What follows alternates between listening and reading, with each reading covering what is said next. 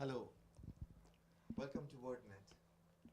Welcome to Wordnet's Truth Talk, another edition, an episode. Today we have Lucy Dominguez, a wife, a mother, and a spiritual director. Lucy is the founder of God's Beloved, a ministry to the deacon wives of the Diocese of Orange. She is also the creator and founder of Contemplatives in Action, a ministry for young adults that encourages them to live their faith in action.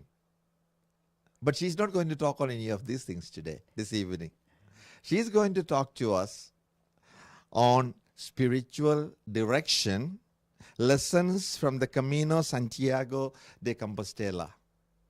Some of you might be asking, what is this Camino Santiago de Compostela?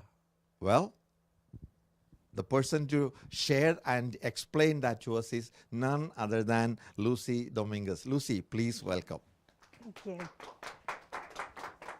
Welcome, Lucy. Thank you. Thank you so much. Thank you. Thank Thanks you. for coming to Wordnet, and thanks for sharing your experience and your experience as a spiritual director. Thank you. I'm sure after this, you're going to have a lot of people calling upon you, say, hey, I want to be a spiritual director. I want you to be my spiritual director. Yeah. Thank you so much. It's all Thank yours. you. Thank you so much. Thank you. Well, good evening. Good evening, everyone. Good evening. It's so wonderful to be here tonight.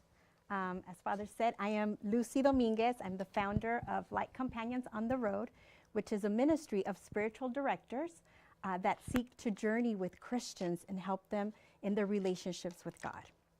So I want to start tonight by thanking Wordnet Productions for the opportunity to be here, for allowing me to be here so that I can share and speak about something that is dear to my heart, something that I love in that spiritual direction. So thank you so much for the opportunity.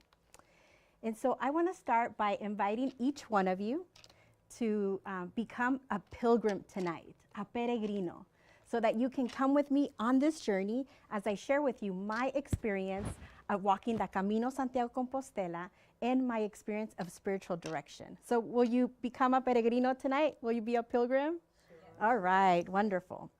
And so I'll begin this journey by sharing with you about my honeymoon. So my husband and I decided to do the Camino Santiago de Compostela for our honeymoon. So we walked the 500 miles in 29 days. Now, Camino Santiago de Compostela, some of you may know it as the Way of St. James.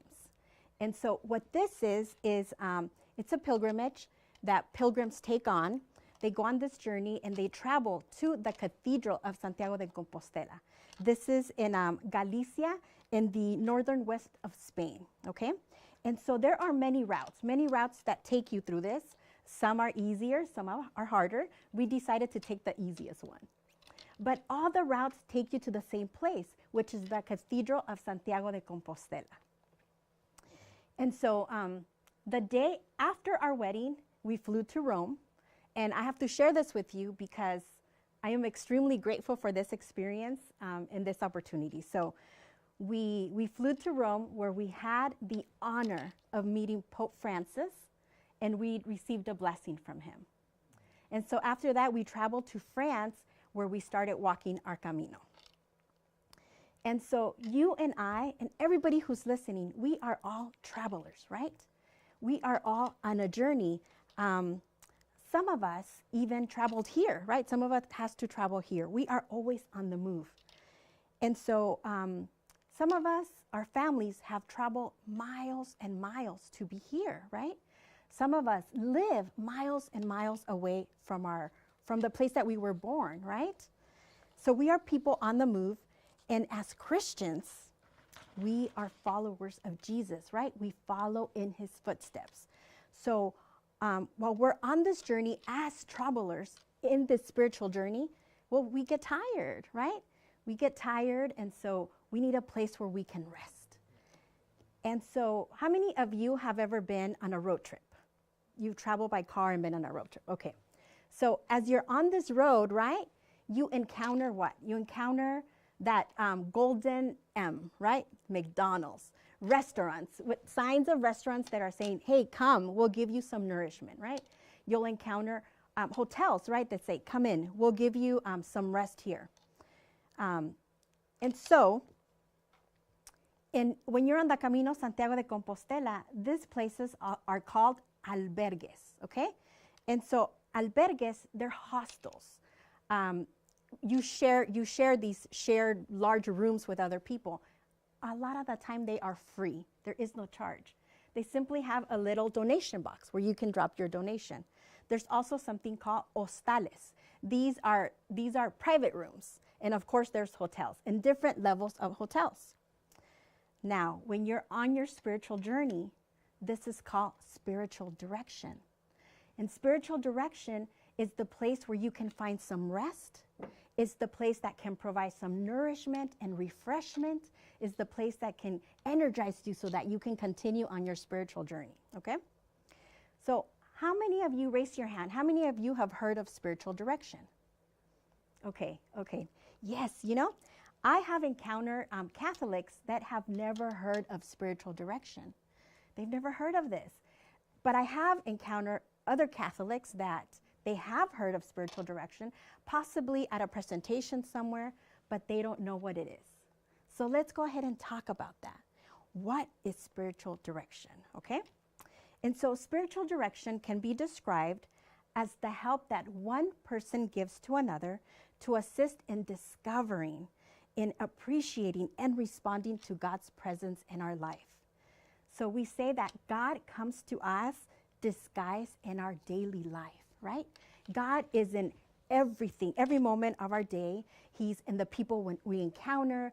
He's in everything that surrounds us and everything that we experience. So the spiritual director can help us to be able to recognize him in our daily life. Spiritual direction invites us to bring every part of our life, right? It's a place of noticing. And it's a place of vulnerability and courage, because oftentimes in this space is where we get to share things that we wouldn't normally share with others. In spiritual direction, the primary focus is our relationship with God. That is the focus. And so therefore, God is the director. He's the director. The spiritual director is only an instrument. And so in spiritual direction, there are two people that are listening to the Holy Spirit. All right, so why do people take on these journeys? Why do people go on the Camino Santiago de Compostela? Why do people go to spiritual direction? And so I'll share with you that when my husband and I were walking the Camino, right, we encountered people from all over the world. It was so beautiful, from everywhere. And so as you're walking, as you're on the way, somebody behind you catches up. They catch up to you, so you start talking to them, you know? Or maybe you catch up to the person that's in front of you or the group that's in front of you, and you start talking, right? And so one of the most common questions on the Camino is, why are you walking the Camino? Why are you here, right? Why are you doing this? And so it's just so fascinating to learn why people take on these journeys. So my husband and I encountered a young man who was addicted to porn. He was addicted to porn, and he was on the Camino because he wanted to overcome that addiction. That is why he was walking. We encountered a man who didn't believe in God. Just God didn't exist. He was so sure of it. But he knew that there was something out there. He knew that there was something bigger, more.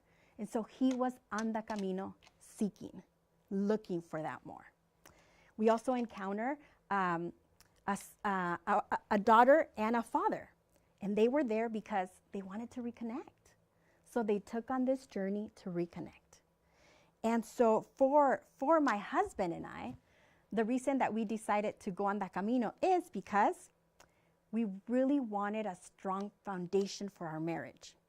We wanted to get to know each other better. We wanted something that would make our marriage strong, that would give us a good start. And so that is why my husband and I decided to take this journey. And just like on the Camino, there are many reasons why people decide to go to spiritual direction. Okay, so let's talk a little bit about that. So some people go to spiritual direction because they are seeking a deeper relationship with God, okay? And so as an example, so I am someone that attends Mass regularly. I go to Mass regularly. I pray every day. And I'm part of a ministry. I'm active in a ministry. I serve, right? But I just need something more. My heart desires just something else, something more. That can be a desire or a call to deepen our relationship with God. And so a spiritual director understands that the most important thing is that relationship with God. So the primary intent of spiritual direction is to guide us in having a deepening intimacy with God. Together with the spiritual director, we can explore God's presence, God's voice, and the activity that's happening in our life. Through prayer and conversation, listening, and the asking of questions, our spiritual director can help us to respond to God and to take the steps to further our relationship with God, right? Another reason why is time of transition, right? In time of transition, there's a lot of change. And so some examples, when somebody loses their job, they have to change their job. There's a lot of change that comes with that. There's a lot of questions. What should I do now? Where should I go now, right? What should I do? I mean, there's a lot of change. Or for example, when somebody's going through a divorce, that is a lot of change, right?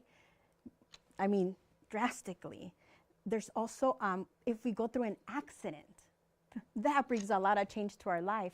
Oftentimes, if we have an accident, we are forced to stop. We are forced to pause, and we are forced to take some time, right?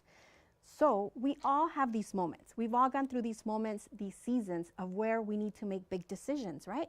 Times of transition. And so these big decisions are opportunities to consider our options, to consider our values, and to consider our desires. So spiritual direction will help us discern. It'll help us discern and evaluate those decisions so that we could move forward in wisdom.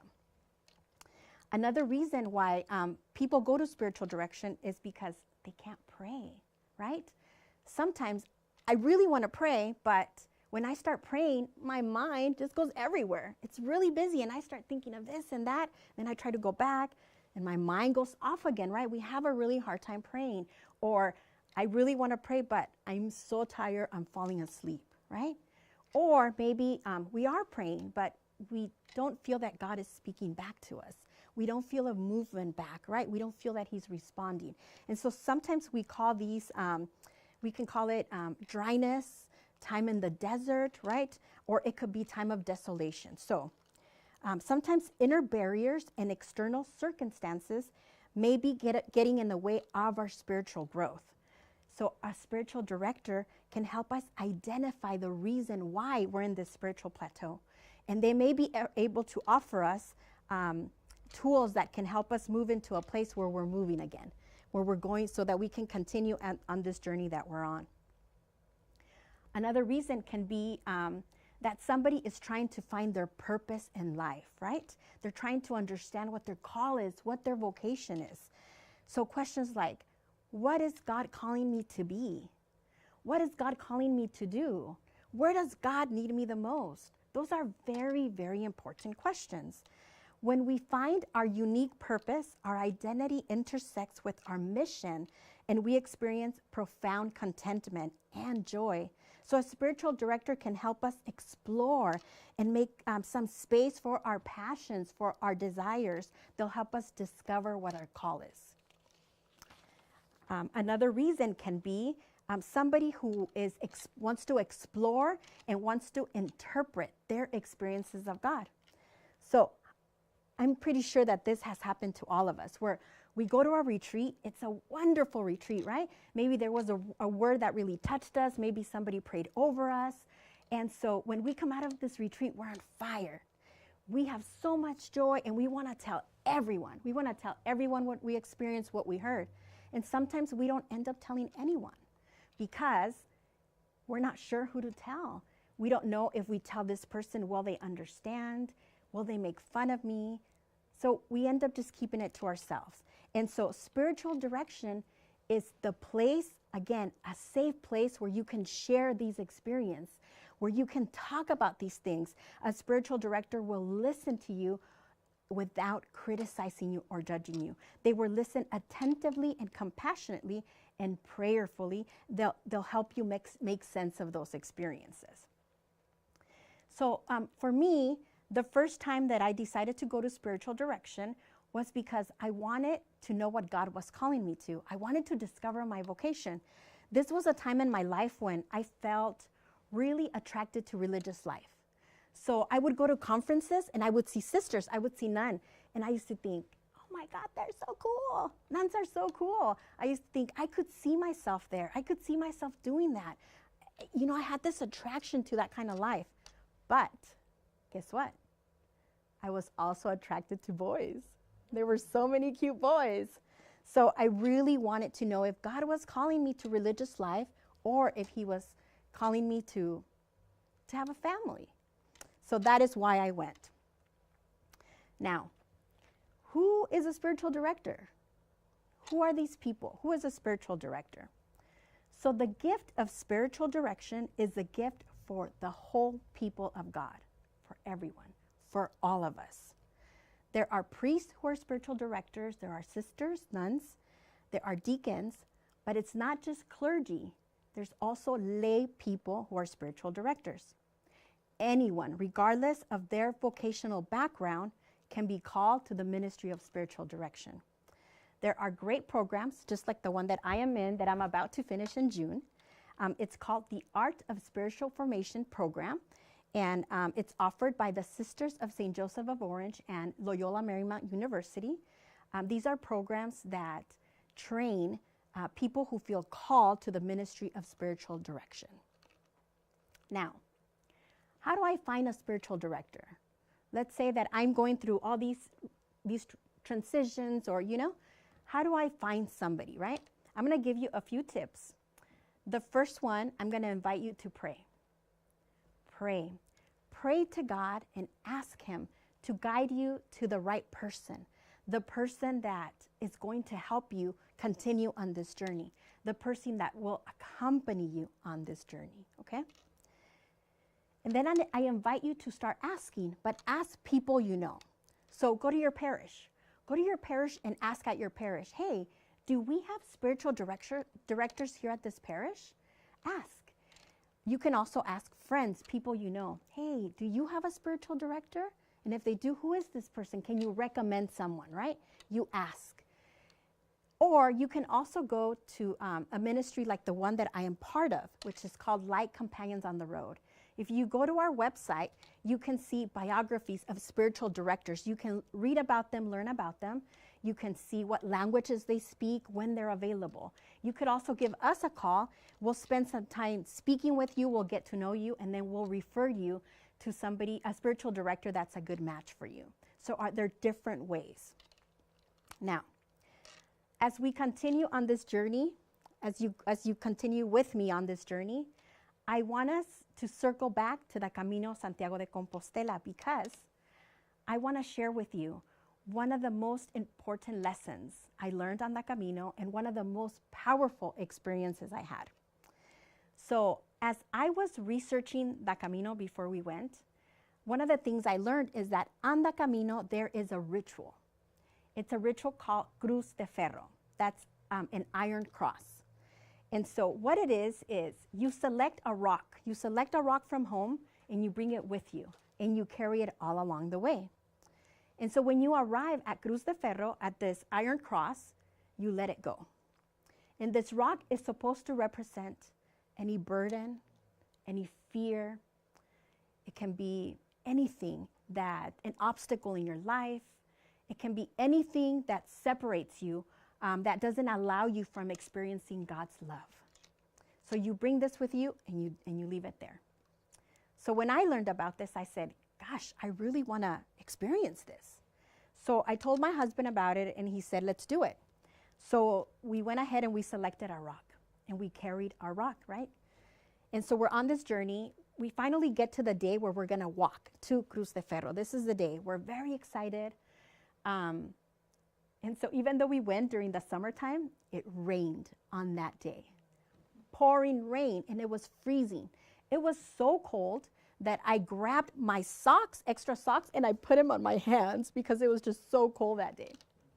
And so we're walking, it's muddy. I mean, it was a very difficult day to walk.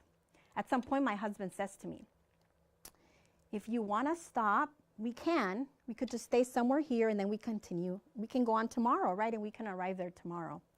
And let me tell you, if I'm really honest with you, with all my heart, I wanted to stop, with all my heart.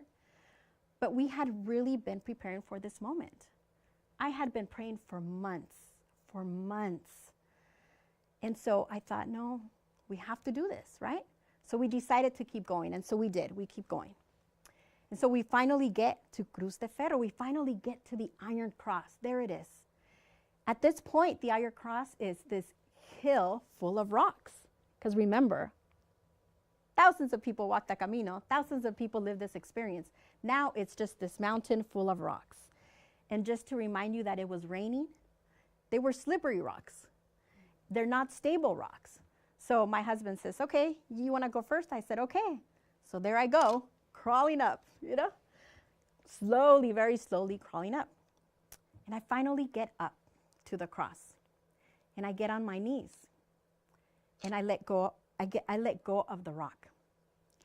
And as I let go of the rock, what I was letting go of was something that would disturb my days, something that would keep me awake, something that would really affect me. And I can tell you in that moment when I got on my knees, I just started crying and crying and crying. And what I experienced, it's almost difficult to explain because it was so powerful and so unique to me. But I can tell you that I experienced freedom. I experienced a lot of peace. And just, a sense of there was nothing heavy anymore, light. And so I get down, and now it's my husband's turn, right? And as he's crawling up there, one thing that I noticed is people were walking, and they would look at the cross, but they wouldn't stop. They would keep walking. Other people would come by, they would stop, they would take a picture, and then keep walking. And then there was those that actually stopped, had the rock, and did the whole thing, right? And for us, we decided to live the experience. So for me, spiritual direction has been a place where I have left a lot of rocks. It's a place where I have unloaded my pack so that my journey can be lighter. I've been in spiritual direction for over 10 years, on and off, depending on what's going on with my life. I've had spiritual directors who have been priests, sisters, lay people, female and male. Spiritual direction for me has been a grace. It has been a true blessing in my life. It's a place where I have been myself, just like this, just the way I am. I don't have to fake anything. I don't have to try hard. It's a place where I could say anything. It's safe. It's a place where I have found rest. It's a place where I have laughed. I have laughed very hard, and I have also cried. It's a place where I have been angry. And it's the place where I have been heard. I have felt heard. My spiritual director has journeyed with me through some of the most painful moments in my life. So I can tell you that in many ways, spiritual direction has saved me. It has saved me from losing my family. It has saved me from losing relationships and even from losing myself. Spiritual direction for me has been life-giving, life-giving. And just like the experience with Cruz de Ferro, some of us listening today, right, we'll have listened and we'll continue on our journey without stopping. Others, just like on Cruz de Ferro, will continue on the journey and maybe stop for a moment and ponder. But others that listen tonight will have heard this as an invitation to stop and to explore spiritual direction. So, my fellow travelers, peregrinos, I hope that this presentation inspired you to try to learn more about spiritual direction, to try to, or to want to experience spiritual direction. So I want to thank you for journeying with me tonight. I hope to continue to see you down on the road. I hope to see you on the Camino. Thank you so much. God bless you, and buen camino. Thank you.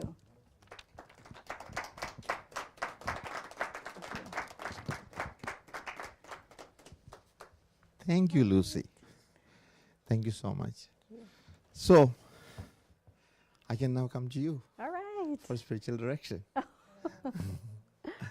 Because, as you said, spiritual direction is a place where you can be yourself, where you can rest, and where you can feel safe. I think that is a beautiful way of understanding what is spiritual direction. Well, being a priest, going through the priestly formation, having a spiritual guide was something that we always, it is being encouraged all the time. And my spiritual guide, who in a way saved my vocation, he passed away, I think, my spiritual guide in the seminary. He passed away about 2 or 3 years back. I still remember and hold those moments very dear to me. So I know, I understand what when you say this. I just want to let you know that Mary Stockwell White, do you know her? Yes. Okay. Mary Stockwell White, she is so thankful to what you're sharing. So also your experience at Santiago de Compostela. And she says it is, thank you for your story and letting us live vicariously through your experience. Do you want to thank her, and do you also want to comment upon what she has said? Yeah, Please. Mary, I'm so glad that you joined tonight. Thank you so much. I love sharing the Camino because it's such a powerful, unique story.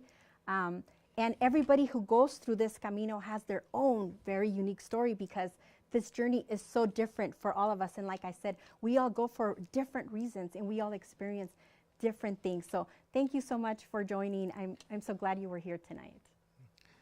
And thank you. And thanks to Mary for her comment as well. And she says she's going to investigate. Good. That's wonderful. Yay. And we have Socorro Barron, who says it's a great explanation of spiritual direction. Thanks, Socorro, for following as well as commenting upon. I have a question, Lucy. Sure. We all come. You come to the center. Sure, I can. sure. You are the one. Okay. We speak about spiritual direction, and I know the need and the necessity of spiritual direction, because, as you said, it's a safe place. It's a place where you can unload those stones or the rocks, as you explained. How do you differentiate between spiritual direction and counseling? Okay. That's a very good question, and that's a question that's very common. So the focus of spiritual direction is the relationship with God. And so in counseling, the purpose is the tools to heal if there's something that you need to heal. But in spiritual direction, the question is, what is it? What is the thing, right? What is the thing that we need to heal? In spiritual direction, you go to the source of it. You don't just, and counseling is wonderful, but you don't go straight to work. You discover what's underneath it. So that's a big difference between those two things. Yeah.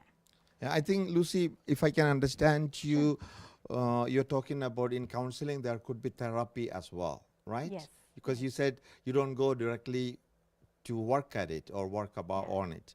Yeah. But is it okay to have a spiritual direction at the same time if I also seek counseling as well? What would be your advice to those people? Because there might be some problems that I'm going through, and I might need professional help. Yes. And can you also consider spiritual direction as a professional help as well? Okay, thank you. Thank you for that question. So, yes, you can do both, and if you need to, you should do both. And I am someone who has often done both. So again, spiritual direction, the focus is our relationship with God, and a counselor, a professional, can help us focus more on whatever the issue is that we're having, whatever the need is. So I say 100% do both if you need to. I have, and it's been wonderful to be able to work with a professional therapist, counselor, and then to have that space with my spiritual director. Those two views, I mean, they're like I said earlier, life-giving. So yes, do both if you need to. I think I'd like to ask one more question. Sure. Something that welled up in my mind as you were answering. When we say spiritual direction, the word spiritual, it has already something that is very godly, something that is sacred and holy attached to it, right? Yes. Whereas counseling, you're talking more from a different kind of a perspective. Yes. So Yes. can you comment upon that, please? Sure. Yes. So I mean, I obviously don't want to talk about my personal issues, right? But through my experience going to spiritual direction and talking about, a certain thing that I am going through, again, this person prays with me. This person helps me discern where God is moving me in that area. And now when I go to my therapist with my counselor, this person, the listening is a little different. And the questions are a little different because, again, this person is trying to help you find the tools that will heal that part, that will fix that thing, right? So I don't know if I answered the question, but those are how to Yes, Lucy, differentiate. yes, definitely. You do it. You did. Good. Yeah, thank you. Just want to let you know, Oliver Lopez says he's proud of you. That's my husband. Well, you did walk the Compostela Yes. together. Yeah, he should have been standing here with me. Yes. Yeah. And I hope did he carry any of the rocks? He did. He carried his own rock. He did. Yeah. Yeah. Anyway, thank you. Thank you so Thank much for you. answering my questions. Yeah. And so also commenting upon the comments that came on the YouTube, the media, social media. But let me ask our little studio audience here. Do you have any questions that you would like to ask Lucy today? Okay, I'm coming. I'll come with the microphone, please. How would you suggest I could break through when we have a hard time trusting? Because when sometimes people don't trust you that much, just maybe because of your past or your look, how do you get to that point to where you can find that comfortability with your spiritual director? Yeah, thank you for that. So in spiritual direction can be very similar to counseling in this part where you might learn of a spiritual director, you can meet with them, you talk to them, and one of the first things they'll do is they'll tell you, let's meet 3 times. And then we can decide if we're comfortable with each other, if we are a good fit. If we're not, then I can recommend someone, right? Because again, the purpose is you and your relationship with God. So if you find that this is a good fit, you slowly start gaining that trust. You build on it. But it's somebody who's a good fit with you. And you'll feel it. You'll sense that. Yeah. You're welcome. Thanks, Lucy. Are there any other questions from the floor? I can see the smile, but the smiles are not, turned into questions or answers or even opinions. But anyway, there is one question from here, from Jessica Melody. Jessica says, thank you so much for the inspirational talk. And she's asking, do you recommend couples having separate spiritual directors or having the same? Okay. Yes, so the recommendation is do spiritual direction separately. Remember, in spiritual direction, this is a place where you get to say everything and anything you want. And perhaps in your marriage, you don't say everything and anything, right? So I would recommend that you do it separately. Also, you have a unique relationship with God. Everybody's relationship with God is different. So take this time, make it as a gift for yourself, and do this separately. That would be my recommendation. Thank you. Thanks, Lucy. I think we are coming to end with the questions. I don't have any more. Okay. You clarified all my Good. doubts. But at the same time, I just want to thank you for the beautiful presentation. You know, before the COVID, I was preparing to walk the Camino way. I was going to go with a group of people, but then because of the COVID, it got totally cancelled. And now I don't know if I am fit enough even to walk that distance. I have to prepare myself to exercise and make sure that I'm able to walk that kind of a distance. Yeah. But thank you so much. You have done a wonderful job Thank you. sharing with us your personal experiences as well as the importance of spiritual direction in our lives. Thank And you.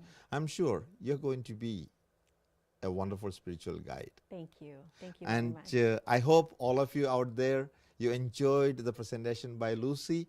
And now you know, if you have, or if you are in need, or if somebody whom you love, someone who is looking for a spiritual guide, where to go for, Yes. whom to look for. Yes.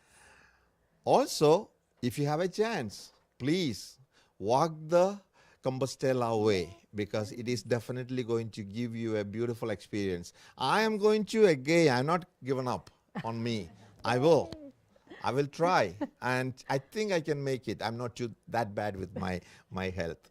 But thanks once again out there for all of you for this beautiful presentation of Lucy, for joining us this evening. And Lucy, once again, thanks for coming to Wordnet and sharing your experiences and your knowledge with us. I hope all of you will have a wonderful night. Please do support the ministry. Subscribe to our YouTube channel and bring the word about this ministry, Wordnet ministry, to as many people as you can. Thanks always, and blessings, and good night. Good night. Thanks, Lucy. Thank you.